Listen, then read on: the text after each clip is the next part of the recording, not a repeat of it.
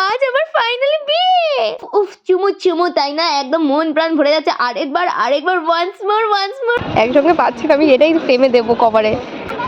আজ ছিল আমার একটা বিয়ে বাড়ির নেমন্তন্ন। আহা দেখো, এবারের মেনুতে ছিল মাটন, আর তার আগে ছিল আমার স্বপ্ন আন্টির কাছে ফটোশুট। তো সেইগুলোর আউটপুট তোমাদের সাথে একটু শেয়ার করে নিলাম। তাই হোক, চলো বিয়ে বাড়িতে যাওয়া যাক। বিয়ে বাড়িতে ঢুকেই তোমাদেরকে মেনু কার্ডটাই প্রথমে দেখিয়ে দিলাম। দেখো আমার লুকসটা কেমন লাগছে একটু কমেন্টে জানিও তো। একদম লাল পরি হয়ে স্বপ্ন আন্টির মেকআপটা নিয়ে আর হেয়ারটা নিয়েই বলতে গেলে চলে গেছিলাম। পাশেই রয়েছে মা, আর মাকেও কিন্তু খুব সুন্দর করে সাজিয়ে দিয়েছিলাম। তো মাকে কেমন লাগছে অবশ্যই কমেন্টে জানাতে বলুন। খালি সাদা প্লেটে প্রথমেই পড়ে গেল কাটলেট আর কাসন্দি, যেটা কিন্তু আমাদের প্রত্যেকেরই ভীষণ প্রিয়। আর কাটলেটটাও কিন্তু ছিল বেশ দারুণ, তার সাথে যখন থাকে স্যালাড, আহা জমে যায়। এরপরেই পাতে পড়ে গেল নান আর চানা মশলা, যার মধ্যে কিন্তু ছিল পনির, যেটা কিন্তু আমার ভীষণই পছন্দের। আহা তাও কিন্তু বেশ ভালো ছিল। তোমরা আমার এক্সপ্রেশন দেখেই বুঝতে পারছো, সারা বিয়ে বাড়িতে যদি কোনেকে ছাড়া আমায় থাকে তাহলে আমি কি করতে পারি। যাই হোক, এসব ছাড়ো, পাতে চলে এসে সাদা ভাত, ঝুরঝুরে আলু ভাজার ডাল, যেটা কিন্তু আমার ভীষণই প্রিয়। আর তারপরেই চলে আসলো মাছ, আর যখন থাকে তার সাথে সর্ষে বাটার ঝোল। উফ, মাটনের পর তো সেকেন্ড লাভ আমার এটাই, কিন্তু এটা ভালো ছিল না। যাই হোক, এগুলোকে সাইড করে চলে এসে বাসন্তী বলে আর ঝুরঝুরে মাটন, যেটা দেখে আমার এখনো মুখে জল একদম টলটল করছে, কারণ রয়েছে সাথে নাল্লি, যেটা আমার ভীষণ পছন্দের।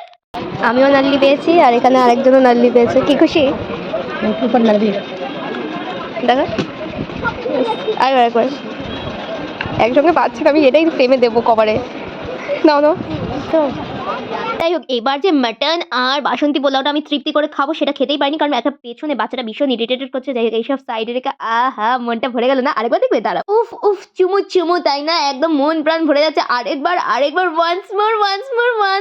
আহা মন ভরে গেল একেবারে। আর একটা নয়, আমার কাছে কিন্তু দুটো নাল্লি আছে। হ্যাঁ বন্ধুরা, দুটো নাল্লি। যাই হোক, এরপরে আমি আবারও মাটন নিয়েছি, সেই মাটনই খাচ্ছিলাম। তার সাথে চলে এসেছে চাটনি, মিষ্টি, সন্দেশ, আর আহা এটা চুষলেই মনটা একদম ভরে যায়, মানে নাল্লি।